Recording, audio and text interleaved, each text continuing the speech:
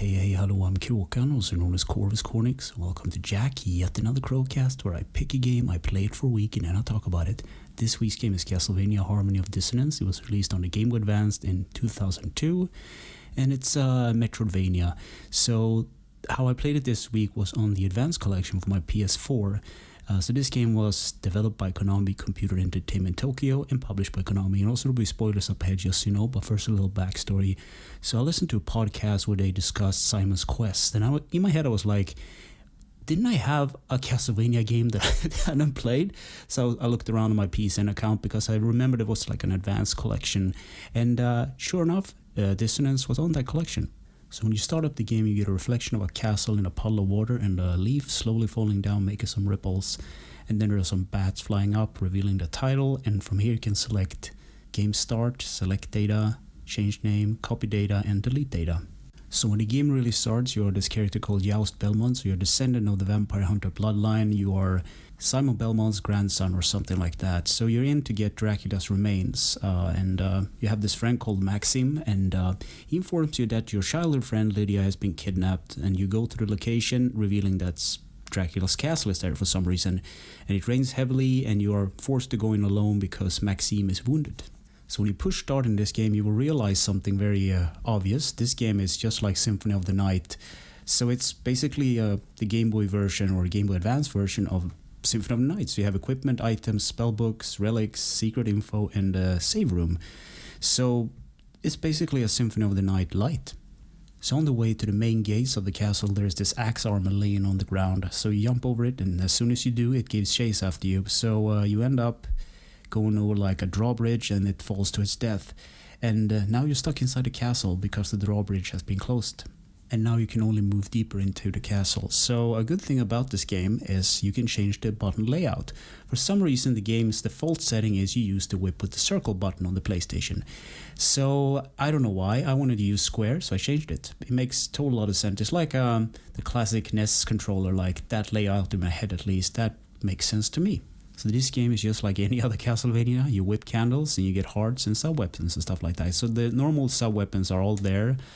You know, the axe, the knife, the holy water, the cross. I might forget some of those. There's like this book that I like also. It has this cool effect. So these sub-weapons can be combined with different spell books as well. So you have different effects. So I like the way they implemented the cross in the original Symphony of the Night. But in this game, they do something like if you have the flame or fire book, it does a burning cross. I like it better than Symphony of the Night when it was like a screen nuke thing. I also picked up some boots. So this game is, as I said, just like Symphony of the Night. You upgrade stuff, you level up, you get, equipment like boots and stuff. So you more defense and stuff like that. And the map feature in this game is really good actually. So it's really easy to find your way. So I picked up a key item called the Soul Orb, and this actually shows the enemy's health bar. I fought some zombies, skeletons, bats, and I found a save room. So just like, there we go again, Symphony of the Night, the save room is marked with red. So once you save, you can get full health and full mana. So eventually I found myself in the marble corridor, and you level up, as I said before, you get stronger and get better gear and stuff like that. So I ran into the boss character Death, and he leaves. He just tells you something and then he leaves. And then there are some box puzzles. And after that part I found a max health, and I've also found a spell book, the ice book. And then it was time for the first boss, this huge bat, and it was really easy for some reason. I don't know, maybe I got good at games all of a sudden. So I also found the fairy journal, which shows or recognizes the enemy's names. They will be displayed on top of the enemy or at the bottom of the screen, I can't remember. I also found the Wailing Ways, which is a location. So this castle is connected through walkways and stuff, and it's a really cool design. I also found a monster tomb, which basically is data on monsters and stuff like that. So there's an encyclopedia, drops what they do, what their weaknesses are, and generally like what you can get from a monster once you defeat it. There's like a small drop chance. I also found a red orb, and it basically does more fire damage if it's equipped with a whip. Also find an energy circle, which basically makes you swirl your whip around for some reason. You can also do a thing with the whip. It's kind of funny. It's so you just use the whip and you hold on to the button, and then the whip goes limp. So then you can use the D-pad to just wail around the whip, and it's useful at some places where you need to hit certain bats and stuff. I found it practical actually. And then I ran into Maxim. So he's acting really strange, and it's part of the storyline. So there's this evil entity that has taken over him.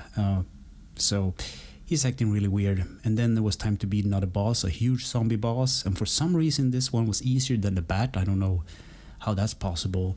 And then eventually I got the lizard's tail. So that's basically like the slide move in Mega Man.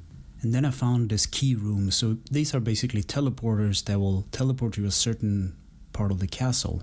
And then I defeated a huge enemy that rolled down a bunch of stairs and opened up a blocked passage. And then I found in that passage the merchant. So he basically trades stuff with you so you can buy and sell, and he's very interested in gemstones. And then I found a chair. So there's a specific room in the castle where you can put down furniture that you find throughout the castle. So this is actually tied to the good endings. You have to collect all the collectibles. And a good thing about the advanced collection is that in the right corner you see how many items you can find in a specific location. So, I mean, it's kind of stupid carrying around chandeliers and chairs and paintings and stuff. I don't know, it's one of those things I find it kind of ridiculous that you have to backtrack to this room and just put down like all the stuff that you find. And then I found the skeleton cave. So it's a cool location. There's like, when you climb up these passages, it's actually a rib cage, like a huge skeleton. I think that was kind of cool. And I found another collectible, this stag that you can put on in your special little room. Then I ran into Maxim again. Now he has the evil eyes. So I beat a skeleton knight, and I got Sypha's feather, which is basically the double jump in this game. I also found a side table as for the super special room. Then I found another cave system, and I explored it a bit. I found a key door. I ran into Maxim again, and he's actually jealous of Juste because, well, he's the chosen one, I guess. So there's like this redemption arc going on. And then I went up to the Castle of Dissonance. And I died. I got my first game over because there were no save points that I could find, so I died. I didn't feel cheated, I was reckless in my playing. And then I played the game on and off throughout the week. I beat more bosses, got more items and upgraded and leveled up. And I ran into Death again, and he explains that the whole reason that this castle exists is because Maxim, for some reason. So I spoil it for myself this week that the castle actually has an A and B side, like two separate maps. It's not like in Castlevania Symphony of the Night when the castle turns upside down, but you have two identical layouts of the castle but with different kind of themes to it. So I ruined it by going online and looking for a map, and Googled it, found a map, and then it says Castle A and B. I'm like, okay, now I spoil it to myself. I know they actually hint at it at the game title with the reflection in the water puddle, but I was like, they can't beat that on the nose with the Symphony of the Night, but they were. But I enjoyed the game for what it was. It was really fun to play, and it's actually the Advanced Collection has a lot of good features. You can save, you can rewind if you die, and you can save anywhere. And it's sort of like an emulation kind of thing that I like, but it wasn't necessary, but it's an enhanced thing. It also has a better resolution and stuff like that, and the color on an original Game Boy Advance was kind of dark, but this is like on normal hardware, like current hardware I should say, so everything is bright and vibrant. I really enjoyed this game. So gameplay: save your kidnapped friend Lydia and figure out what's going on in the castle of Dracula. Control the D-pad moves the main character around. X is jump, circle is whip, square is map, up and circle is the sub-weapons, and if you hold the circle button you can fling your whip when it goes limp, just like Castlevania 4. The start button or triangle is the pause/inventory. The L and R trigger dash in that direction, which is kind of useful to avoid like bosses and stuff when they attack you. Graphics. So the PS4 version is very colorful and vibrant, and sometimes it can be a little bit too grating on the eyes actually, but keep that in mind that also the original Advance game wasn't backlit. Sound and music. Suhiro, Tohei, and Michiru Yamana, if I can read my own handwriting that is, made the music for this game. So it's good for what it is. It's a little bit like lower quality, but that has to do with back in the day when you put music on a cart, you had limited space, so that's why it's not that high quality. Easter egg seekers and glitches. So in Castle A at the bottom right corner, there's the room that you can slide into and find one of Dracula's remains. The problem with this room is that there's no indication of that you can go through these walls. There are a couple of breakable walls, there are a couple of false walls you can pass through. So this game has 4 endings. So the best ending is beating Dracula in the Castle A settings while having 2 sorts of bracelets equipped, I believe. And you also need to collect all the furniture, all the collectibles for some reason. And I have no idea how you're supposed to figure this out back in the day, but a special thanks to Phantom Dust for doing that. Really cool YouTuber, check him out. So in conclusion, I wrote, yes, play it. I was pleasantly surprised. So in the advanced collection, there's a good feature. On the right hand of the screen, you see what items you need to collect in any given area. You don't necessarily know what the items are, but they're there to indicate that, okay, you have 2 or 3 items to find in the marble narrows or whatever. So a good thing about the PS4 version, you also have this rewind feature. You can save anywhere you want. A thing that I could recommend is get a map so you know where the save rooms are and stuff. It's just a life quality feature.